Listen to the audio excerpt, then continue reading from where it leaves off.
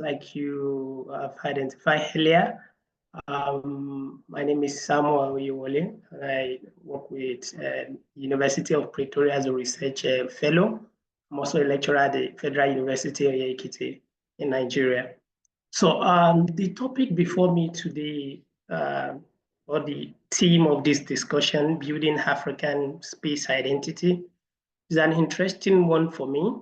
And I would like to come in from a perspective, or I would like to rephrase it to look like between aspiration and realism, perspective on African space identity.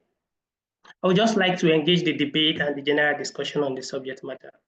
And when we talk about African space identity, what do we mean to start with?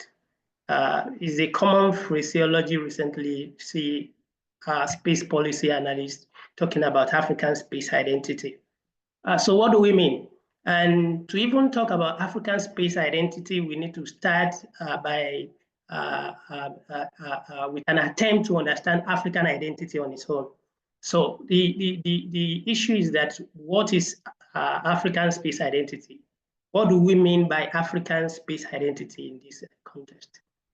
Now, when we talk about identity, generally, we are concerned, or we are interested in the issue of being who we are. Who are we? That's a big question for anything that deals with identity. And again, what's the similarity? We have about 54 countries in Africa and some territories around the continent. So what's the similarity? What's the affinities that we share as people and as countries that make up the continent? So without addressing this question, the question of building African space identity will be a major illusion, if I can say that. So the question is, who are we? What's the similarity and what's the affinity? And again, why the regional identity when most national identity questions are unsettled across the continent? So these are issues that we need to engage as we ponder on African space identity. And I would like to identify that African identity as a whole and African space identity specifically is built on geographical conception, socio-cultural, political, and economic dimension of identity. So in this context, we have both conception and consciousness.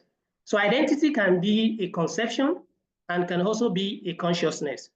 And in this context, we have elite conception and consciousness as a dimension of African space identity and African identity as a whole.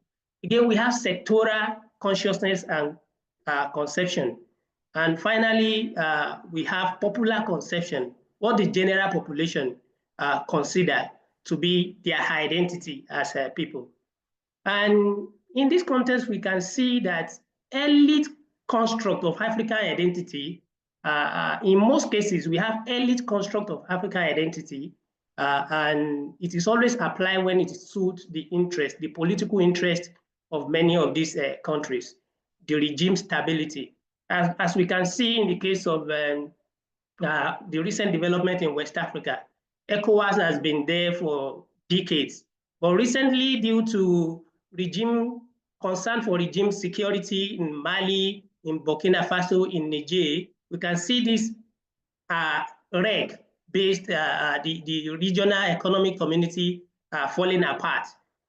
So this identity is almost threatened, or is recently threatened by this concern for regime stability and security. So that's why this elite conception of African identity is important, and I will relate this to space in a short while. So beyond that, we have popular conception. The popular conception of African space identity is based on the socio-cultural affinities of African people and the geographical connection that we have as African. So in terms of geography and socio-cultural dimension, African can be said to have identity. But when it comes to politics and economy, there's a major concern because most of these countries still have political differences. As we can see, with the growing tension between DRC, Congo, and Rwanda recently, we have seen the case of Sahel state and the West African state, Egypt and Ethiopia over Nile River, Ethiopia and Somaliland over access to the sea, and so on. So these are concerns, the unspoken friendly rivalry between Nigeria and South Africa. All these are issues of concern for politics. And again, most African countries produce competitive goods, making intra-African trade quite challenging. And all these things have implications for what we call African identity, and in this context, space identity. So the so-called African, or what we refer to African space identity, is in between ideation and aspiration on one side, as well as realism and practicality on the other side.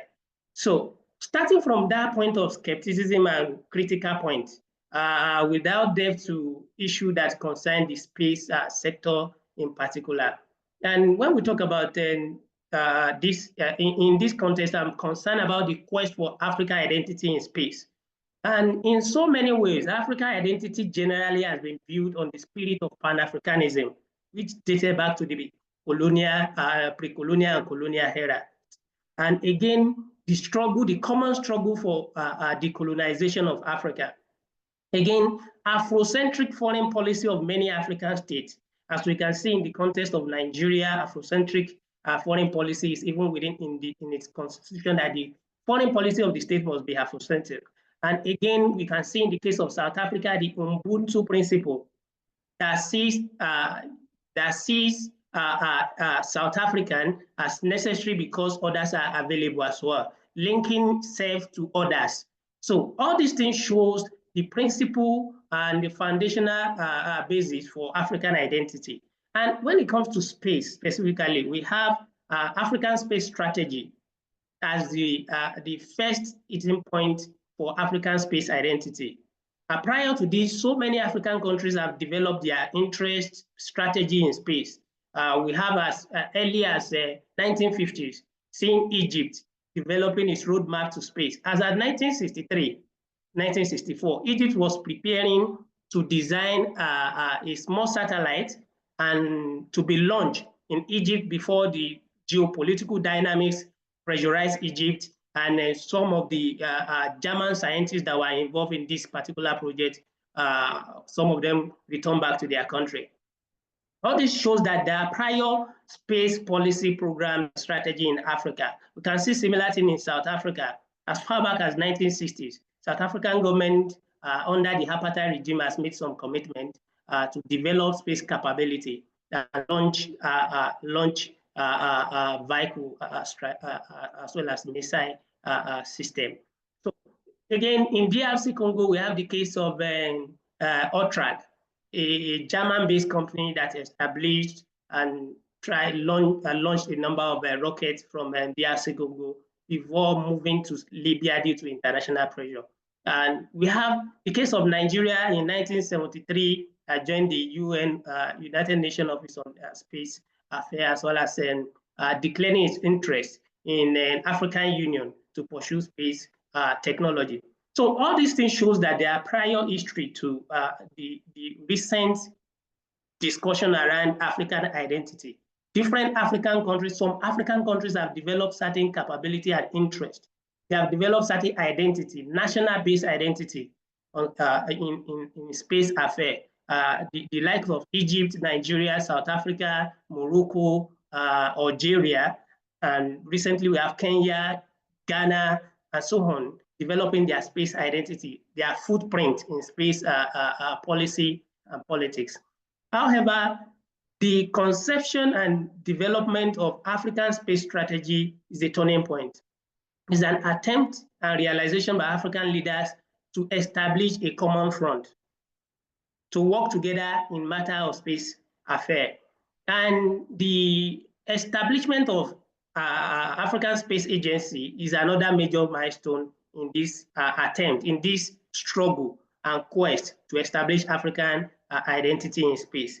Again, there are other multilateral and bilateral cooperation that exists even before this conception. Nigerian South African Binational Commission include educational dimension and science and technology exchange, and some other countries like that. We have also a collaboration between Nigeria, South Africa, Kenya, and Algeria on satellite data sharing. So all these things are earlier attempts to create African identity, even though it was not as this Pan-Africanist as we have with the African Space Agency. So these are milestones and steps that has been made towards African space identity. However, there are so many challenges that are involved in the struggle or in the attempt to build African space identity. And one of them is common aspiration or different capability. When you have common aspiration or there is different capability, it's quite challenging to build identity on that basis because it involves to a certain extent what we refer to as unequal negotiation and unequal participation. Some of the countries that are involved in the subject matter don't even have any space policy strategy at the moment, while some countries already have decades of experience in space. So this is one of the major concerns when it comes to African space identity. Another thing is that Nested Space Program, most African countries can still be considered as emerging space players globally. Although within the regional context, we can say countries like South Africa, Nigeria, Egypt are leading players, and we have some middle-range players as well, the emerging ones like Rwanda, Ghana, launching the first or second satellite, as well as just a decade experience in space, while the earlier ones have about 2, 3 or more decades of experience in space affair. And those, the third category can be the aspiring space player, those that are aspiring to launch their satellite very soon or launch their space policy program. So because of this nested an emerging conception or general consideration of African state as emerging space player is still a major concern because many of these countries still rely on foreign powers for the construction of satellite, for the launching services, and other even basic supply of satellite-based internet and services still rely heavily on international players or foreign players. So this is a major concern for African identity. Another thing is discordant and disarticulated political economy. African economy are not as integrated as required for what we can say we are building a common identity on. Although this is not a deal breaker, but it's a major concern and one of the challenges against African space identity. Another thing is national security and regional power politics. As I mentioned earlier, the issue in the Sahel. Last year, Russia announced its intention to build satellites, including defense military satellites for the Sahel countries, Mali, Niger, and then Burkina Faso. Few weeks after that, the Nigerian government announced the plan to collaborate with Proforce to build a number of satellite constellations. While this does not appear as a response, it's also significant to follow the trend, and we can conclude what that appears to be. So national security and geopolitics is a major concern within the continent. Again, in 2014, immediately it became of public knowledge that South Africa is building its military satellite. I'm not saying Nigeria is responded to that, but coincidentally, few weeks after that or few months after that, Nigeria announced the establishment of a Defense Space Agency, which later became Defense Space Administration in 2016. So this unspoken rivalry and competition, national security concern cannot be ignored in the subject of building African space identity, especially in a continent whereby the attempt to build common front in security and defense is yet to fully materialized. And finally, under the challenges, I identified the last point to be geopolitics, the global geopolitics. Many African countries are looking up to China in building and launching their satellites, while some are looking up to Russia. The recent Russia-Ukraine conflict has affected so many countries that earlier rely on Russia for launch services. Again, the recent breakthrough with the private sector in the US is also taking up some of the Russian share of market in launch services in this area. And China-US rivalry in everything, including space, is going to be a serious subject matter for Africa, especially knowing fully well that most African countries have China as their largest trading partner, but politically, they have certain connection, including reliance on the US for foreign aid. And we don't need to talk much about this, especially with Trump becoming Trump 2.0. We can see what is happening to aid in Africa already and the prospects of Africa responding to this. So these are a subject of concern. And future dimension of this geopolitics will include the competition between US and China in terms of relational dimension of power.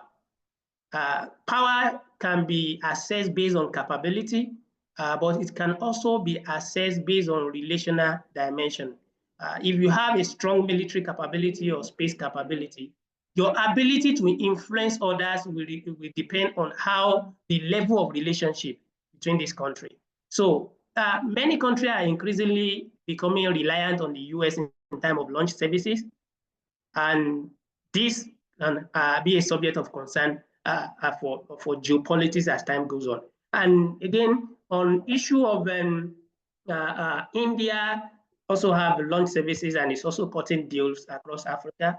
We have France, UK, cutting deals, Italy, and the rest of them. Another country that I noticed recently is Bulgaria, also cutting deal with a number of African countries in terms of satellite launch services, and satellite design and collaboration.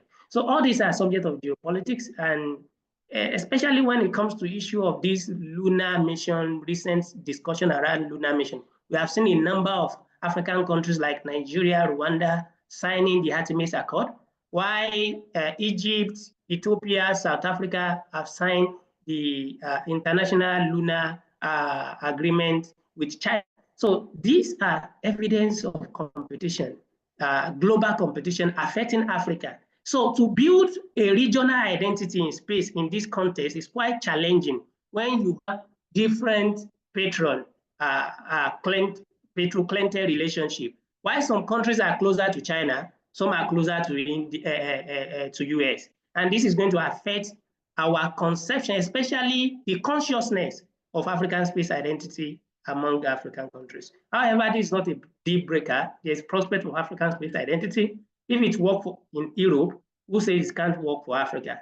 African Space Agency is a step towards the right direction. So beyond capability, the fact that there's a need to relate power in relational terms will compel many African countries to work with the rest of their peers within the continent in order to make sure that we have a certain level of commonalities and affinities in space. Thank you so much. I will wait to comment and to explore further on this. Okay, thank you so much. Sarah, this has been intense, to say the least, at least from my perspective. It's just so, filled with a lot that we could discuss for hours and hours, but we don't have all the whole time. So I have some questions for you, but we're going to take that after Thando gives his own perspective, which will be most likely from a business perspective. But thank you for pointing us in the right direction when it comes to politics. Please, if you have any question or any clarification or concern or disagreements, because these are like very kind of issues with tension, feel free to put it on the chat box or raise your hand, and then maybe much later we can also take the question. I could just note down your name. Thank you so much. Thando, please, you have the floor. Let's hear from your point of view on Africa's space identity. Oh, yes. Thank you very much. It was quite enlightening to hear from you, Dr. Samuel. For some reason, as technocrats, we're working with satellite imagery, we're working in space. I mean, our most common interaction with the space sector is through satellite imagery. And we don't really think about the politics of this. So for those who might be new into the space sector or have a more GIS background, I think you are going to relate to me more. So when you look at this from a business perspective, what we are basically asking in terms of Africa's space identity is, why is Africa going to space? All those reasons have been answered time and again, because the common question is, I mean, I'm sorry to repeat this because it's repeated almost every time space is talked about. But then the issue is, Africa has no running water. Africa is not food secure. Africa has health challenges, and all these housing crisis, war, and so forth. So why is Africa spending in total, as of 2024, 500 million, $500 million is being spent on the African space program? Why is that? And the answer is always, if you go to space, you can solve socioeconomic challenges easier from space. Now, in as much as that is correct, I think it is important for us to really understand the perspective of what a return on investment in terms of space looks like. So it is true that when you go to space, through Earth observation, you can develop solutions to socioeconomic challenges. However, it is another argument in and of itself of what is the profit from the $500 million that we're going to invest. And the way we see that is, you know, Neil deGrasse Tyson, the popular physicist, he was on, I'm not sure which podcast it was, and then he was asked about why India is going to space, yet India is poor, blah, blah, blah. And his response was almost similar as well.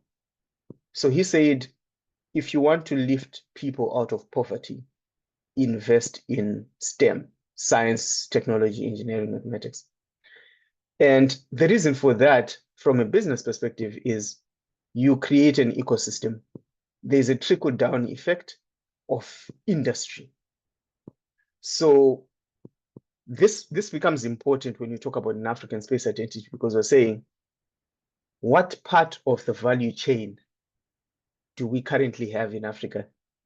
And how does that part of the value chain translate then to the development of an industrial ecosystem that results in development for the rest of Africa?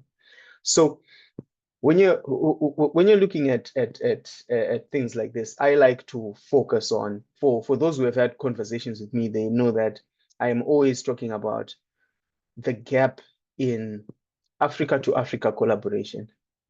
There is such a gap. You know, we had Dr. Arikana Chiwombori. She's quite a popular Pan-Africanist. So she was saying, when you go to France, the government of France has a France-Africa strategy. When you go to the UK has an Africa strategy. You go to the USA has a US-Africa strategy.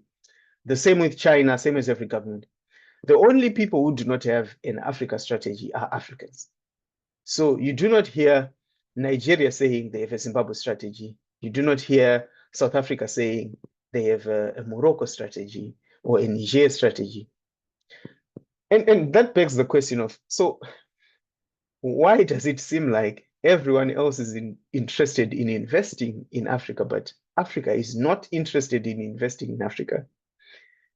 Which then takes us back to the question of, when we started this whole business of Africa is going to space, who is leading that vision? You know, Pan-Africanism is a shared identity, which of course came out of you know, a decolonial approach to development and so forth and so forth. So who holds the vision for this? Who holds everyone together? You see that no one country owns Pan-Africanism, but we all share it as Africans. And that is where the African Union comes in. Through their scientific committees, we arrived at a point where we developed the African space policy, and the African Space Strategy. The whole idea was to create a common position for Africa. And it's written in one of the documents that it also extends to negotiation.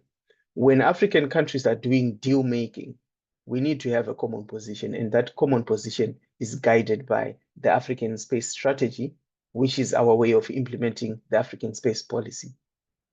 So the questions that we raise today is, how much has the African space policy and strategy been implemented, and how has it evolved, if it has evolved in any way, and should it evolve? So that's something that we're going to talk about later as well.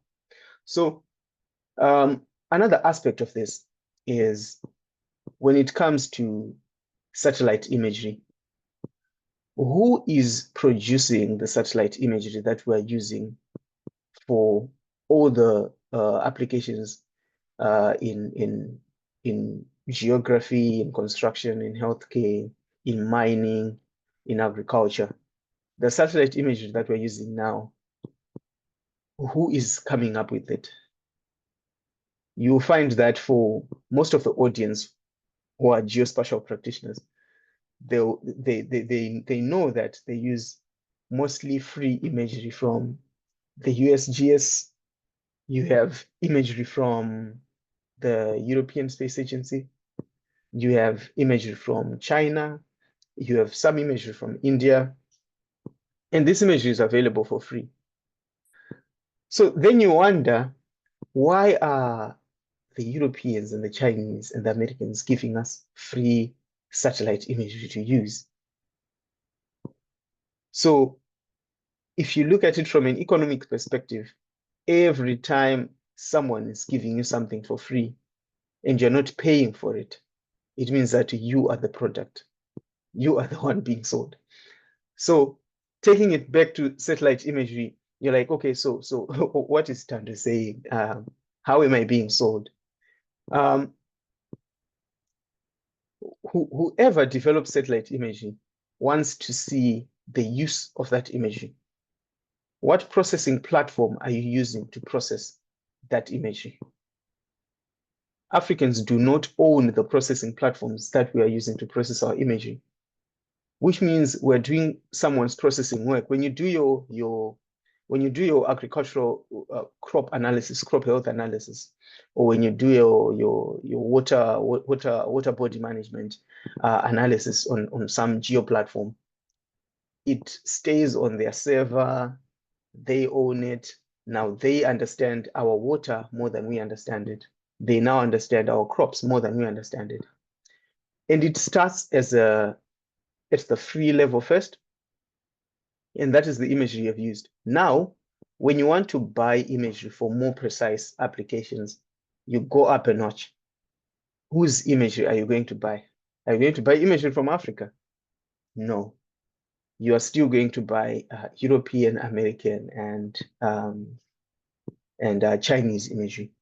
So you see, over the past, let's just say 5 years, I think that is when it has really become intense, even though it started maybe 10 years ago. There have been so many agreements where, you have a certain African country or a certain African region signing a memorandum of agreement with some foreign power. It's usually the Europeans or the Chinese, on provision of geospatial data. And these guys keep giving us data, man. They're so generous. They like us, we think. But then that is the thing. They know that when you look at it from the commercialization of space, that return on investment that we were talking about, it does not come at a small scale. The return on investment in space technology comes at a very large scale. So if you as a country, if Zimbabwe, for example, starts selling satellite imagery and it sells only in Zimbabwe, and we have invested, let's say, $2 million for a very small satellite, how long do you think it will take for us to recoup that investment by serving only the market of Zimbabwe, where you can buy 2-3 images that have covered the whole country. You are not going to buy again. So now we're at a point where the global north is producing satellite imagery and geospatial products, and the market is Africa. And that means that in terms of our commercial space identity, if we can call it, all those satellites that we're launching every day we're launching satellites. We do not have a market for it. Who is going to buy it? So it then takes us back to the point where we are questioning again the reason why we're going to space. Because if you're saying we're going to space so that we use space products to solve socioeconomic challenges, yet we are not using our own imagery, then that's a disaster, of course. And then you then take it up a notch and start to talk about the African space identity in terms of Africans' sovereign space identity. It's one thing to have a space identity. It is another thing to have a sovereign space identity. Sovereignty implies independence. Independence means at all points of the value chain, you are only relying on Africa. And the only way to do that is to collaborate within Africa. South Africa is well known for its space business ecosystem. I think it is one country. Forgive my bias because I'm from Zimbabwe, so I'm Southern African. So South Africa, my neighbors, they have developed an admirable space business ecosystem where you actually have startups, you have manufacturers, and then you have government services. You can see that the ecosystem pays off. Everything is related to everything. And then you have countries like, for example, if I could use Nigeria as an example, where if you want to trace the business ecosystem of space, like that is the private sector, it's quite difficult to do so. But what lessons can Nigeria learn from South Africa? And what sort of market does Nigeria present when it comes to, let's say, South African startups? What is Nigeria good at that South Africa is not good at? What is South Africa good at that Nigeria is not good at? That Niger is not good at, that Angola is not good at? So it then all comes down to collaboration within Africa. How is Africa collaborating with Africa? And I think my last point here is the most controversial one when I always say it.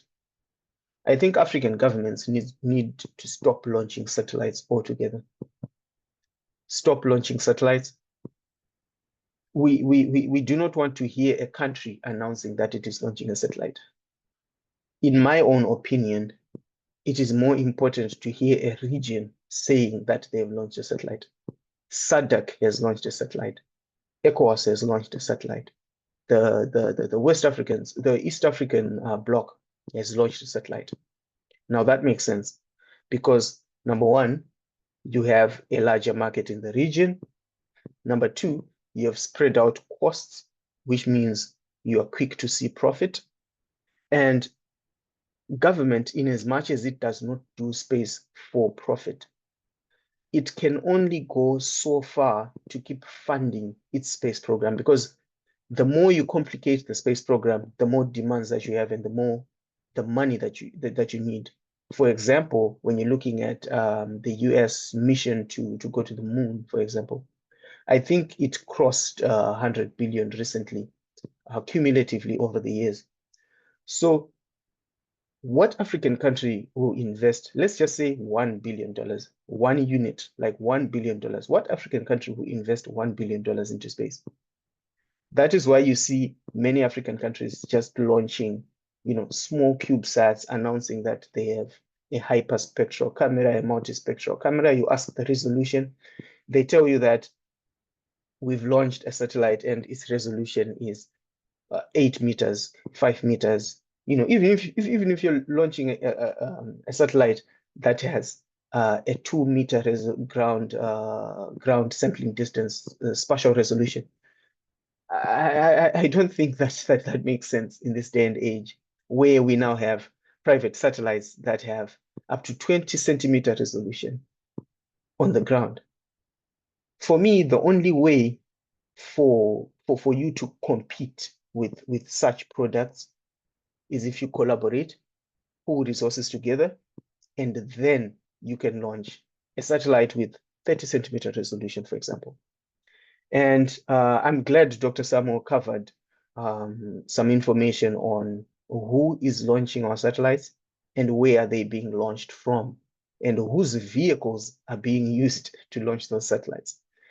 We have a lot of geographic advantage when it comes to the launch of satellites as Africa, because we have the equator accessible very well, and that is, you know, the best place. The closer you are to the equator, the easier it is to launch.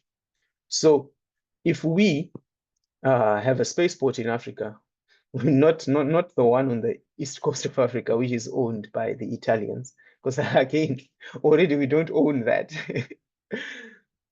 A spaceport that is owned by Africans, where all African countries, probably, let's just imagine, facilitated by the AU abiding to the African space strategy, we all use that spaceport. We then make the commercial space for a spaceport, because spaceports are generally not profitable. They're very hard to see profit. And those are some of the things where governments invest in, not because they want to see a profit, but because they want to facilitate commercial activities in other industrial sectors. And the net return, you will see it from there. So you might not directly benefit from a spaceport, but other industrial sectors will benefit, which again then takes us back to the conversation of what part of the value chain are we capturing as Africa, and as we're calling this the African space identity. So I think that is my last input before Nelly, you come in. African governments need to stop launching satellites. We need to collaborate as much as we can to launch either regional constellations or to launch continental constellations, because all 50 states of the USA, all 50 of them collaborate in order to launch with NASA. And the EU, you know, all countries in the European Unions, well, with the exception of a few, collaborate to maintain the European Space Agency. And that is something that we need to think about. Why is it that the people who are doing better than us are collaborating, yet we who are doing worse off are not collaborating?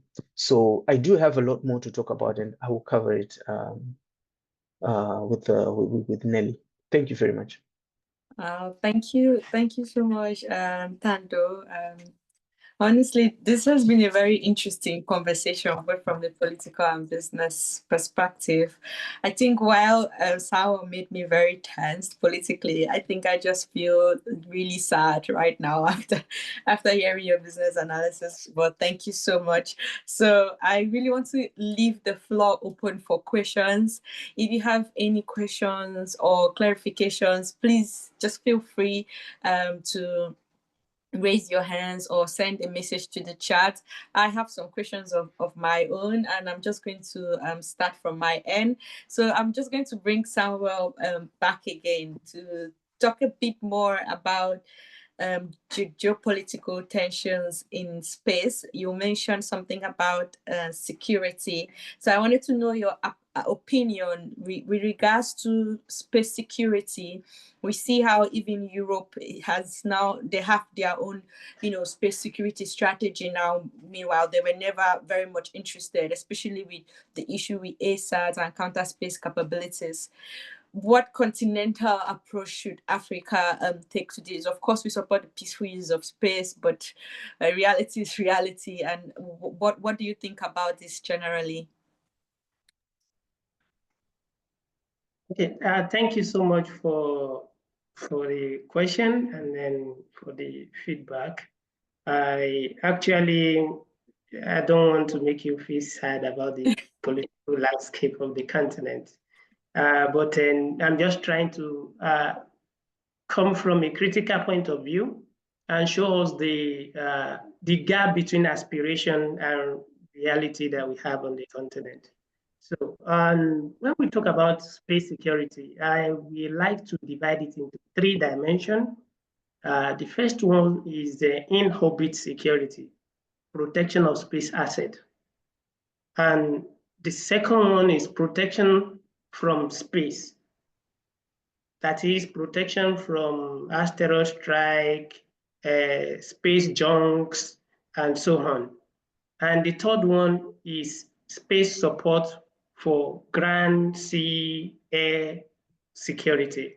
So that's like integrated air and sea, air and space and sea, space and land, and space and air strategy. So that's the 3 dimensions. So when we talk about African approach to all this, I think it's easier to achieve common position on in-orbit security and on matters that deals with protection from space.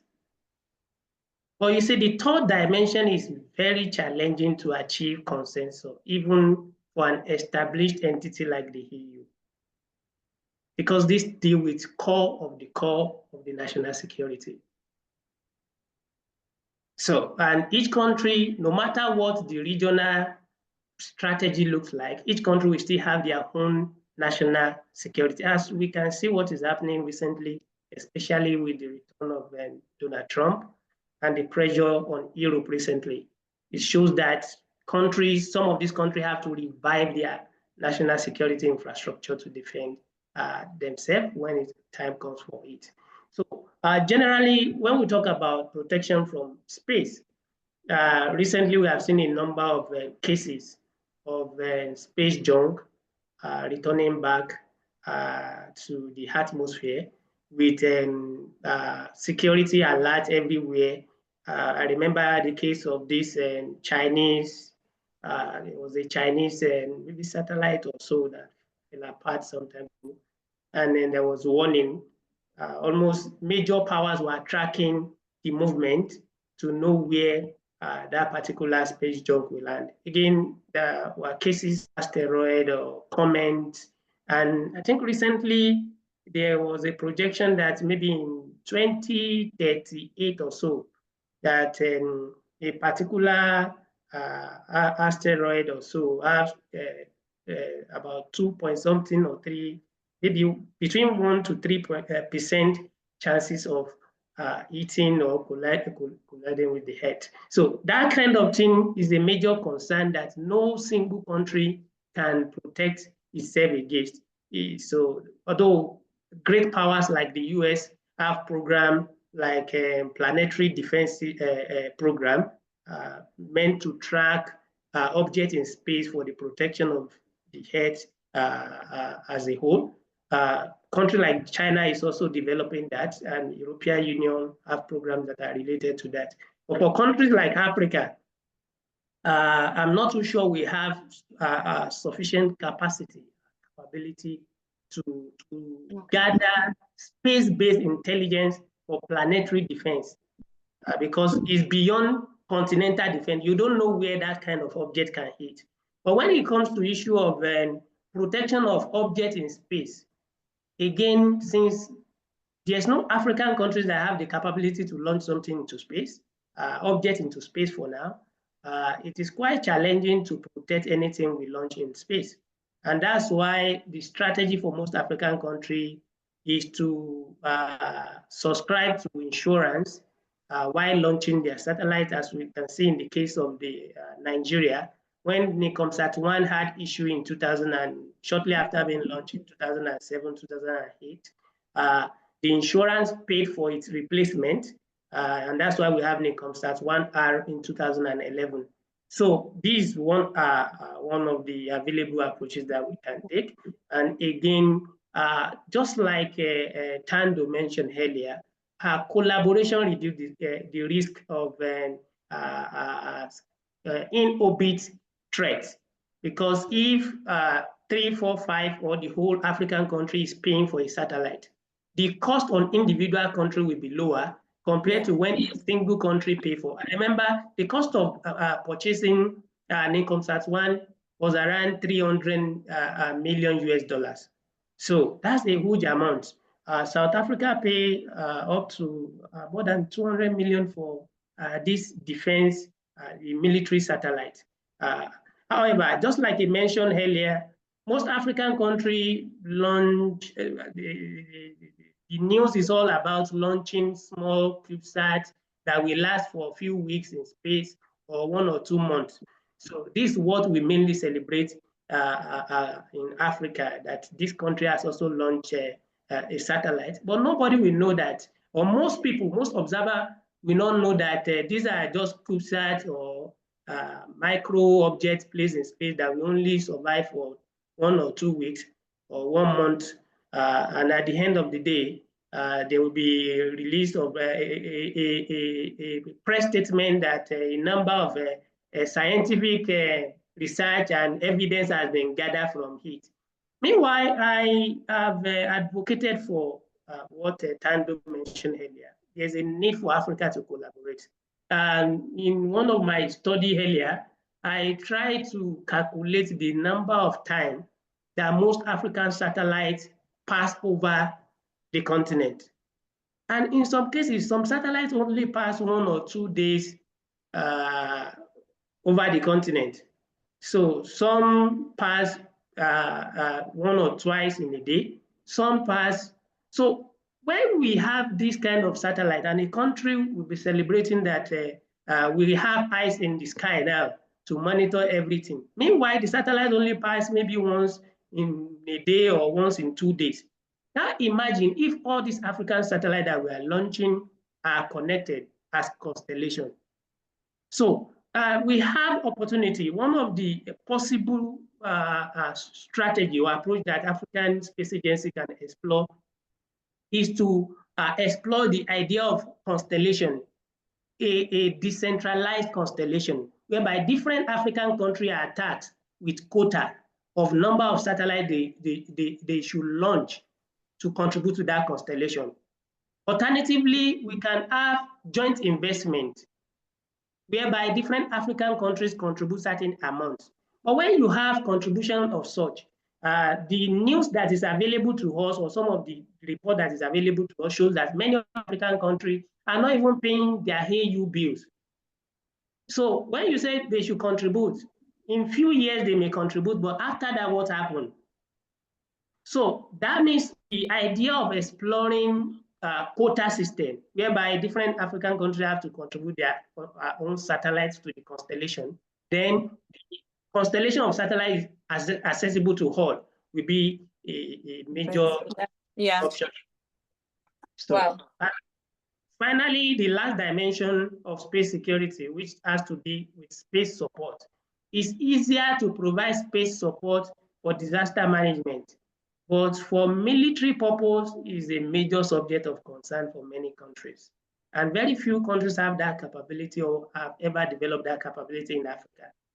South Africa launched the first military satellite on the continent in 2014.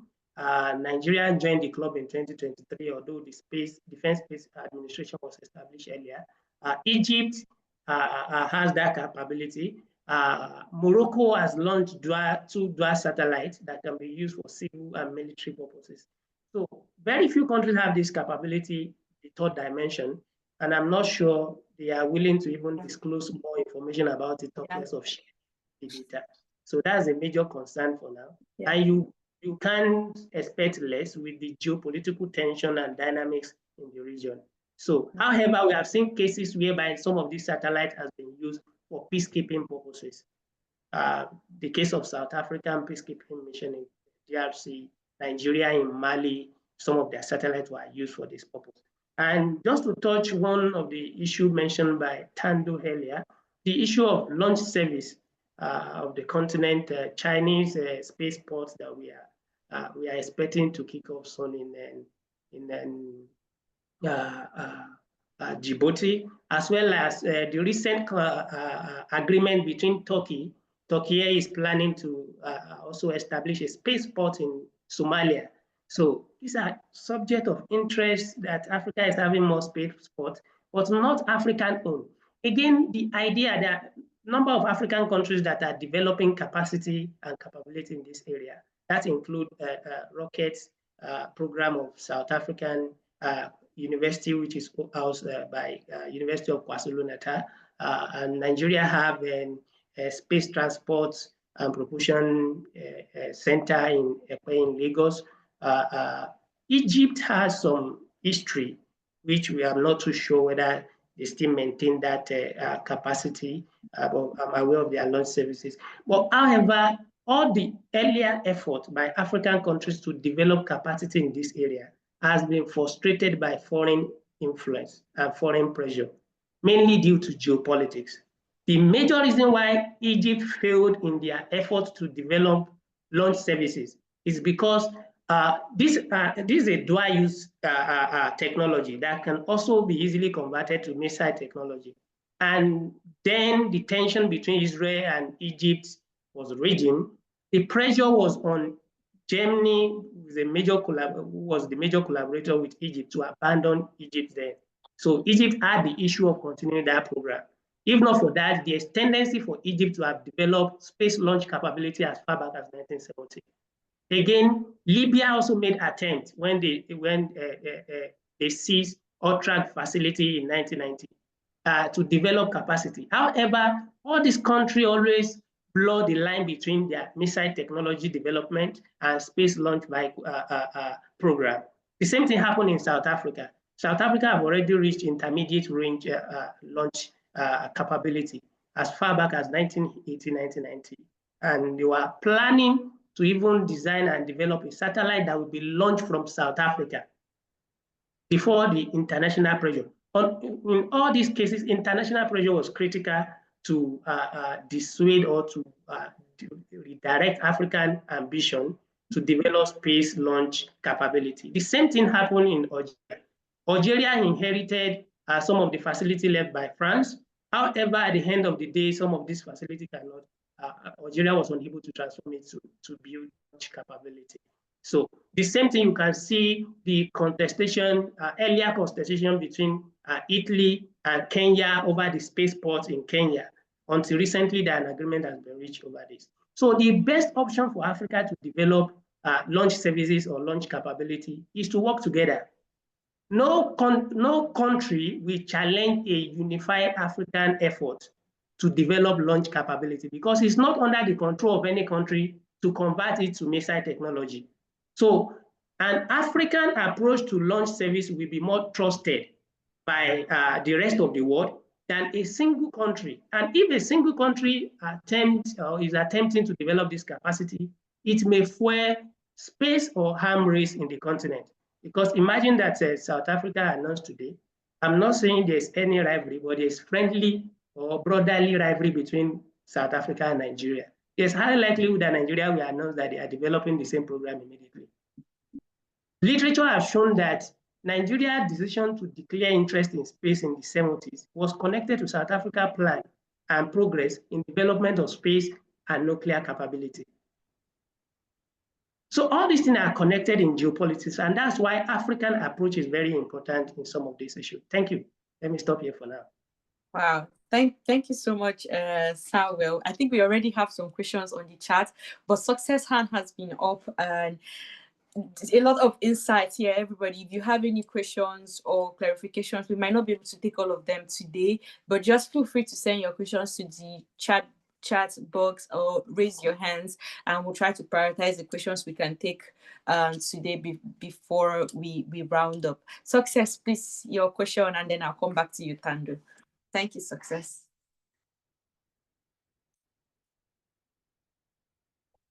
Success, the floor is yours. Can you hear me?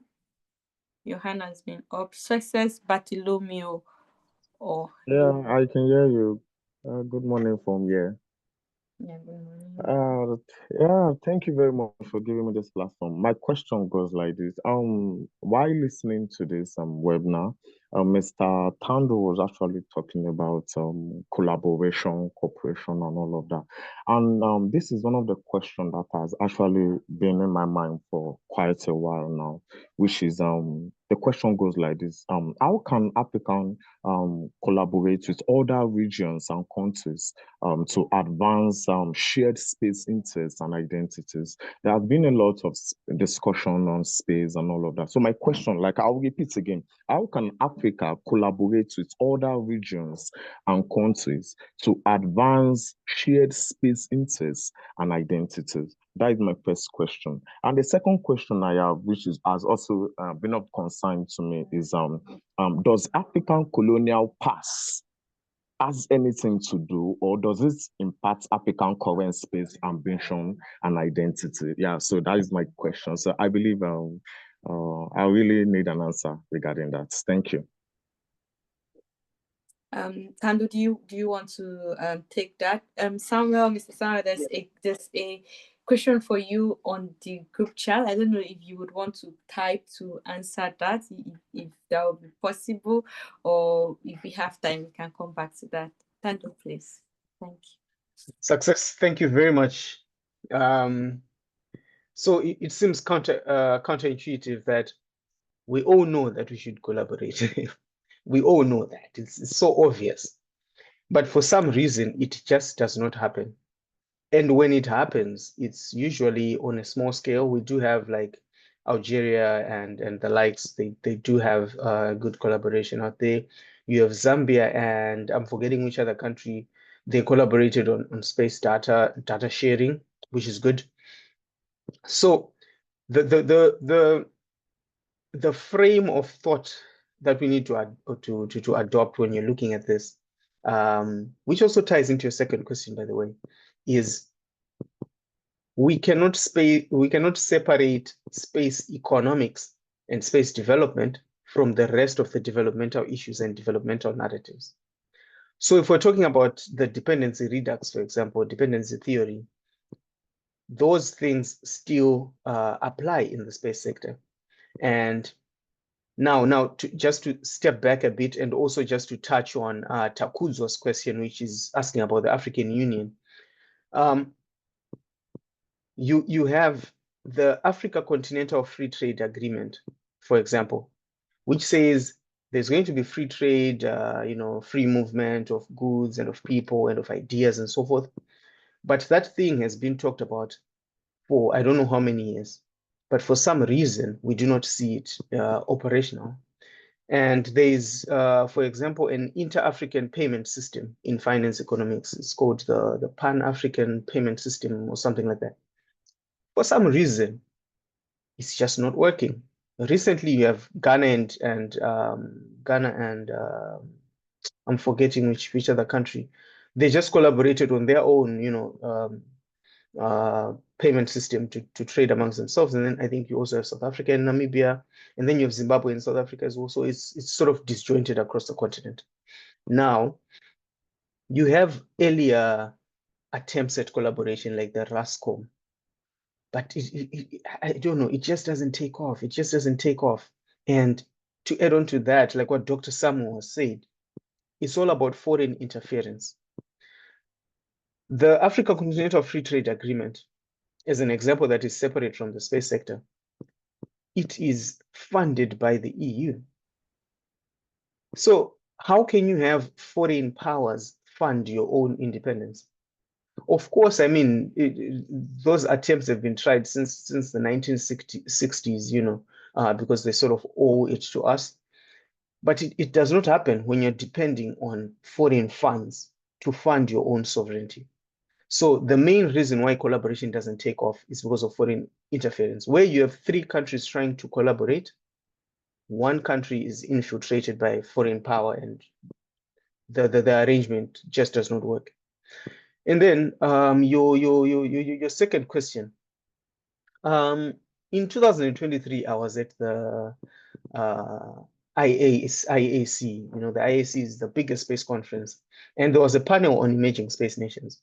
Earlier on, I was having a conversation with the president of one of Africa's biggest space agencies, And we were talking, and then I asked him some questions, and then he gave me some advice. He said, Thando, you know, Africa, I like the work that you're doing with Space Generation Advisory Council, with Spatial Sense and all the startups and so forth. But you need to be careful how you're contributing to this international conversation. Then I said, why? And then he said to me, well, as Africans, we need to stop doing space for the sake of doing space, but we need to contribute meaningfully to the conversation around space. So that was then. And then when he got onto the panel, I sent in a question anonymously, and I asked, what then is the relationship between former colonial powers and emerging space nations that also want to go into space and rival the military and security capacity, like what Dr. Samo was saying, of their former colonial leaders? And his answer to that while on the panel was that Africa is beefing up its stake in terms of negotiation, and the relationship that we're expecting with our former colonial powers is respect. When we say that, okay, we're going to develop this and we're going to do it, you need to respect that choice and you don't need to interfere. So again,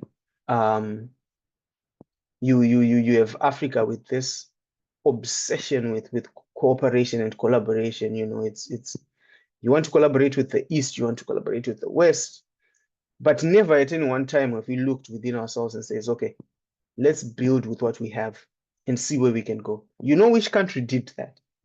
India. India has shown us that no, it's actually very possible to rely on, or to heavily rely on local expertise. And then you can develop from there. Of course, with cooperation, but cooperation only has to be a stepping stone for you to get somewhere.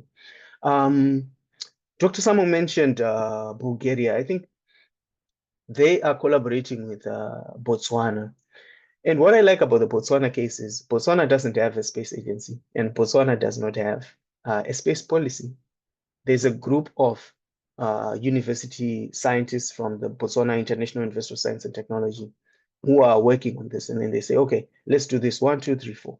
Now they've developed the first ever software-facing satellite.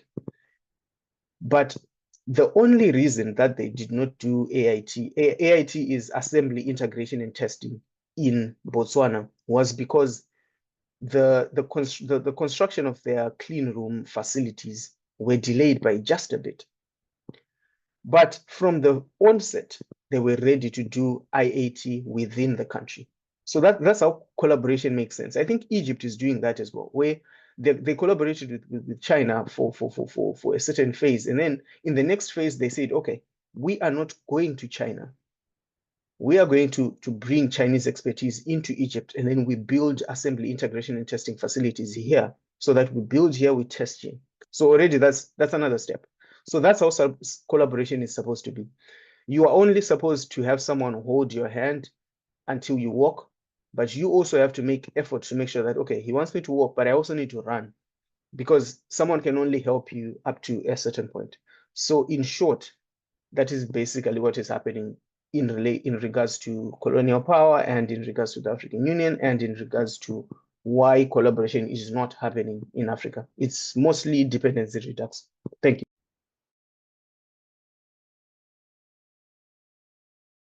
Apologies. Thank you so much, Thando. Very, very interesting insights from you. And I just want to know if anybody has any question from the audience. If you have any question that you want to ask, or any clarification, right before I go ahead. Okay. I think I'm just going to ask Samuel a question here, just to connect back to what he said about ideation and aspiration when we are talking about Africa's space identity. I was telling Thando the other day that I'm very interested now in the idea of framing, because space is so broad, but there's how we talk and think about space technology in Africa that I am personally interested in. And I just want to take you back to what you said about ideation and framing, and ideation and aspiration. And my question is, what do you believe is the dominant narrative of Africa's interest in space? And if it's socioeconomic development, why should it be? Like, why should we be? Yes, we don't have running water and light, but why is that the dominant framing? I want you to just discuss how you think this affects our identity. Probably if we start focusing on going to Jupiter, we would be more motivated to put more effort. I don't know. Yeah, please, I would like to hear about that. Well, thank you so much for the question and for the feedback. On the issue of issue of aspiration and our identity in terms of construct, I think I mentioned something. Yeah, that's the word, yes. I mentioned something earlier. One of the major problems or challenges of African identity is the issue of common aspiration, but differences or different capabilities. So it's very key to the issue of framing. We have common aspiration. In fact, it's not limited to African countries. The summary of space aspiration of any country anywhere in the world is to promote development and security, nothing more. Every other thing can be fitted under that development and security. When you talk about power projection and status, it falls under security. When you talk about running water, food security, urban planning, telecommunication, all these things fit under development. So that's the common aspiration. However, how we define that common aspiration differs based on capability. For a country like US, development at this stage for them in space include exploiting other planets for resources. And that's why so many companies have been licensed in the US in preparation for exploitation of astronomical objects like asteroid, comet, and the moon. The United States has already developed blueprint on how to mine the moon. China is doing the same thing, and that's why they are sending so many, a number of shuttles to the moon to pick sample, study the sample. They are not doing the sample or studying the sample as a mere exercise. It's preparation of what they can benefit from the moon exploration. But for African countries, that's still a long time goal for any African countries to be thinking of exploiting any resources elsewhere. For now, the primary objective is how to feed the nation, how to reduce unemployment, how to reduce or alleviate poverty, how to provide running water, to provide food, to provide good roads, and all these things are connected to our space ambition. For instance, before now, road construction, let me use the case of Nigeria. Road construction before the advent of this space program are just manually designed, and it's quite difficult, especially for federal government, interstate road.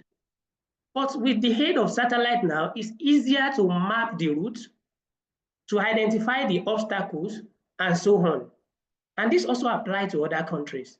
So in many ways, people, the general population live without appreciating the contribution of space policy and strategy enough to their daily life.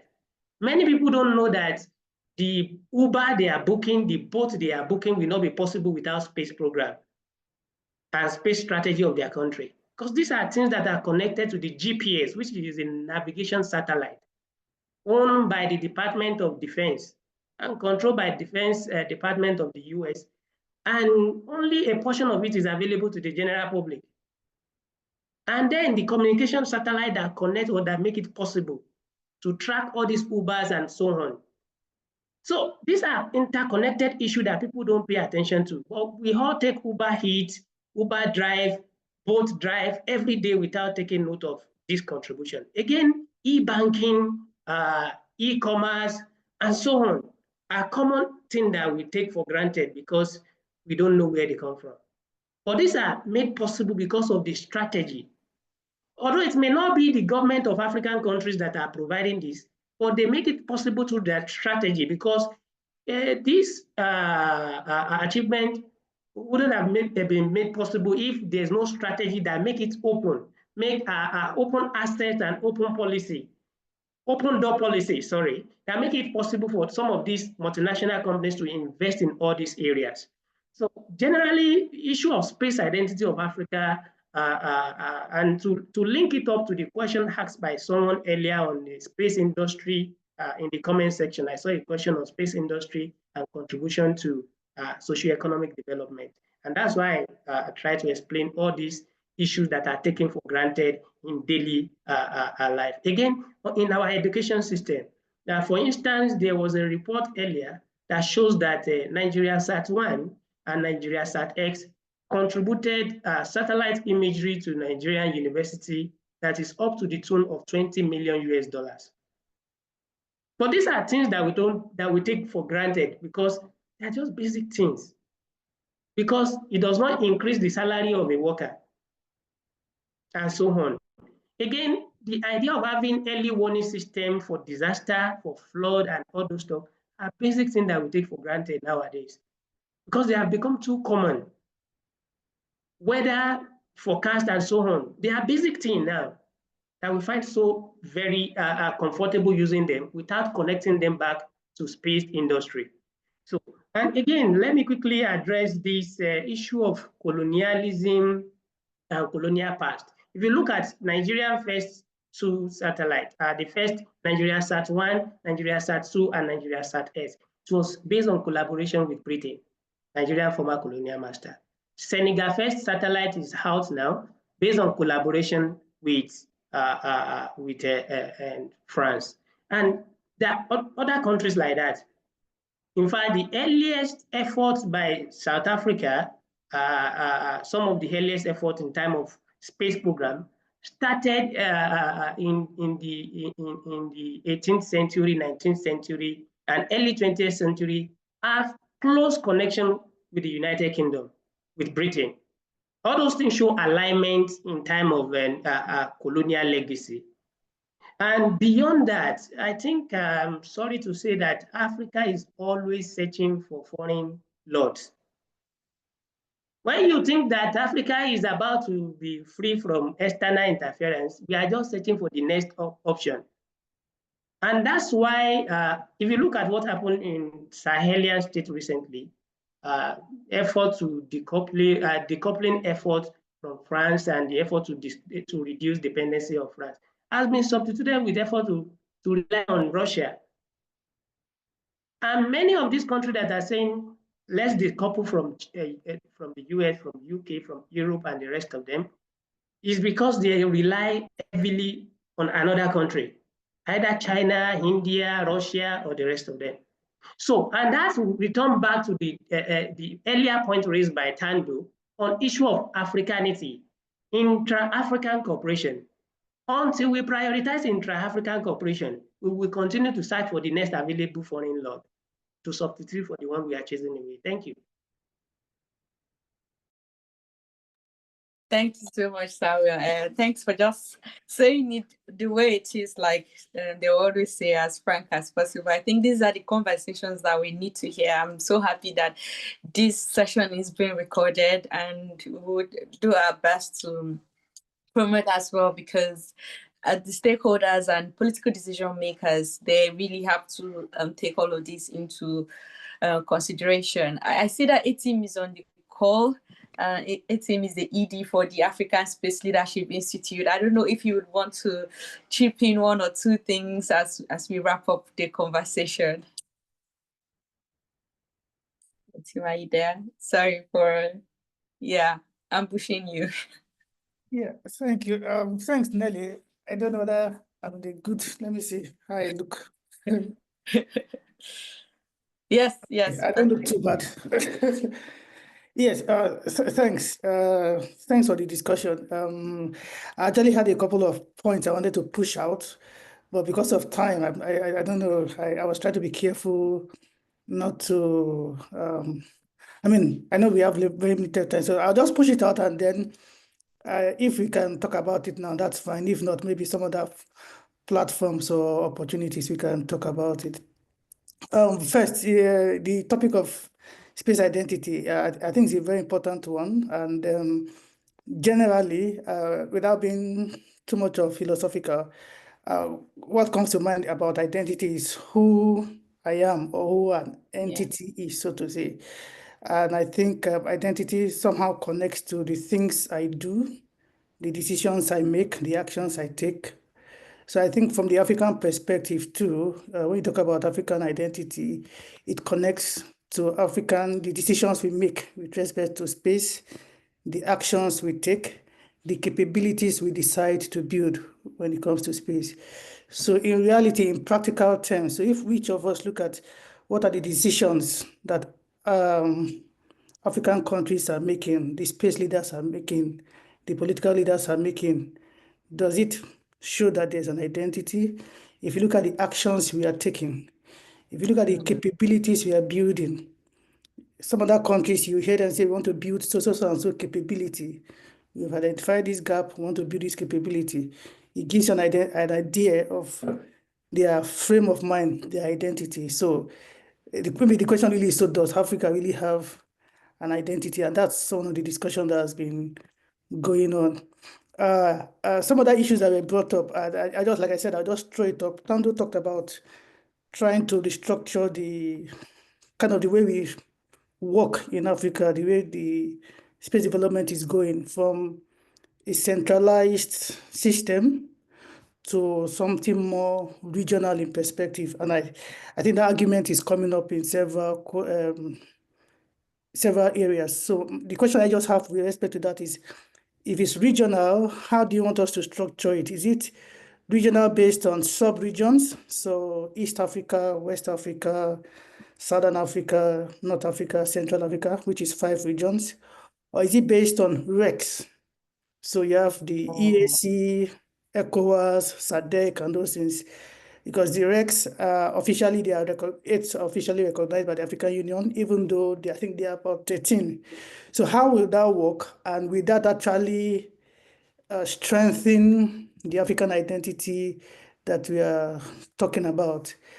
Then the other thing that I was also thinking about has to do with the issue of, I like his very firm statement, Africa should start launching satellites. I think that's a very strong statement, but I of course, I get what you're trying to say, that you want something more meaningful, so to say. And I think you propose that we have a constellation system, so to say, and people have, African countries contribute to that building of constellations. I think there are 2 questions there. One is just like building individual satellites. Are we building constellations for the sake of building constellation of satellites? Or do you want to use your constellation to meet a demand, a need? So you first of all identify a need, or you see a market, and then you now see, oh, okay, satellites can solve this problem, and we need to build satellites for this purpose.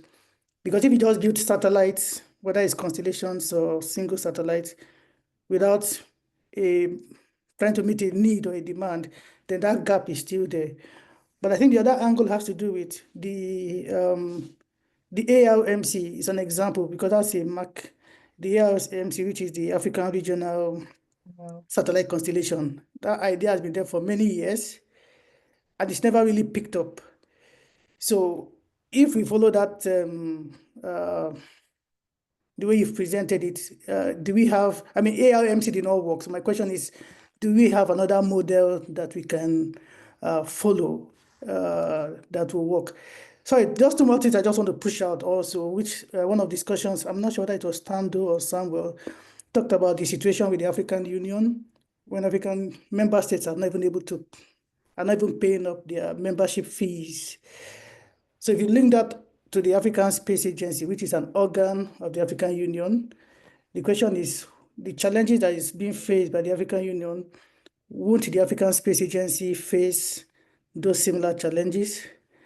The dependency system of the African Union, where the African Union to run its operations is dependent on partners, as it's called, that's the way we call them.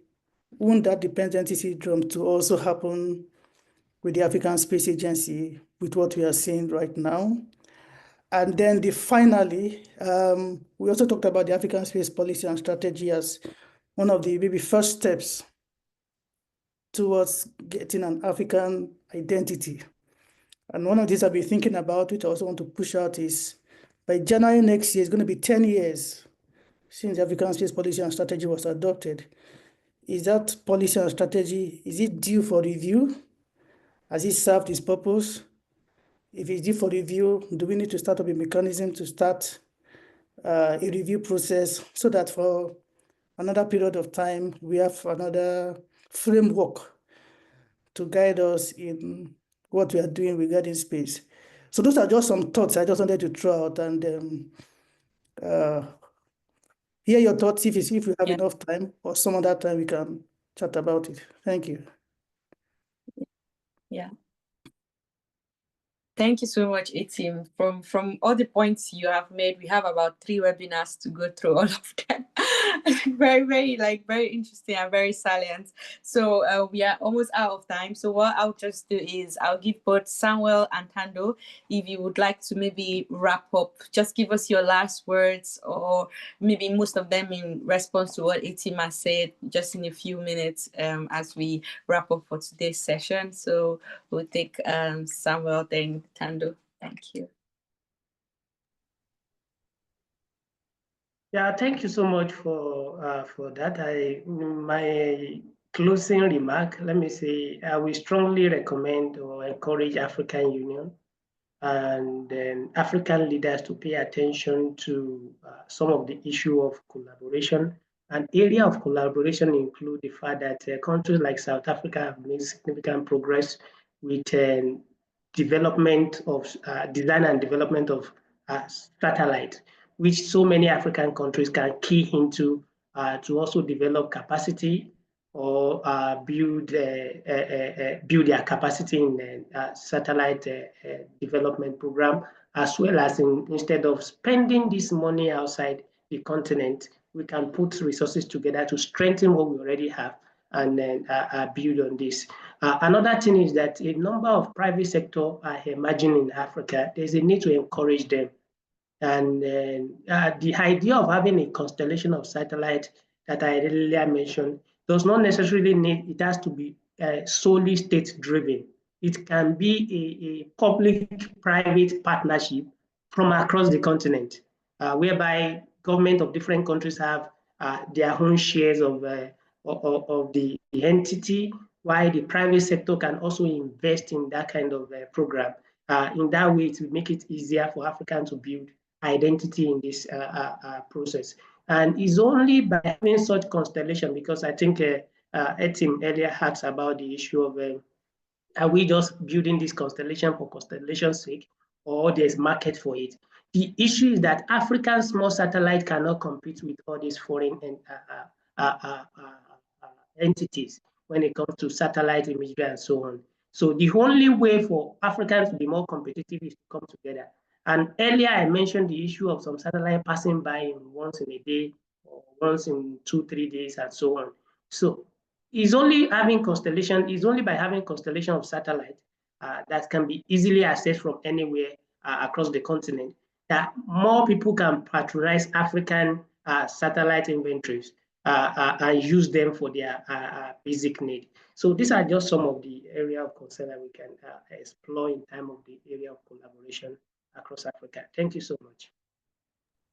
Thank you so much, Samuel. That was a very holistic summary. Thanks for your time today. If we get any question or feedback, I'll make sure to update you. And Thando, I'd like to hear from you as well. Yes, thank you. It's always great to hear from Etim because he's instrumentally involved in the African space sector. So he raises pertinent questions. But like you said, we need a whole webinar to address them. And then if I could comment on my regional approach, that was merely a strategy statement of, okay, African governments need to stop launching satellites. 1, 2, 3 satellites, 1, 2, 3 satellites. Instead, you need to collaborate and launch more meaningful satellites instead of launching, these CubeSats, and then you announce propagandist statements that you've done a lot of development, scientific research, and so forth.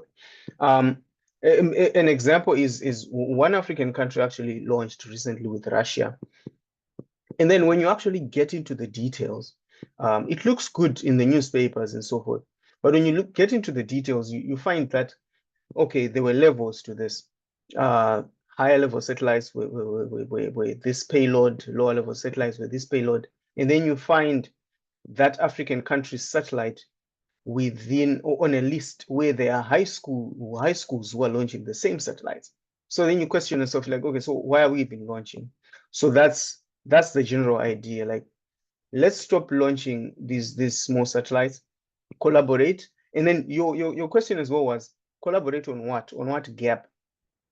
I think it goes back to the earlier assertion by Dr. Samuel that what narrative are we driving, and what narrative are we basing space development on? I'll give an example. The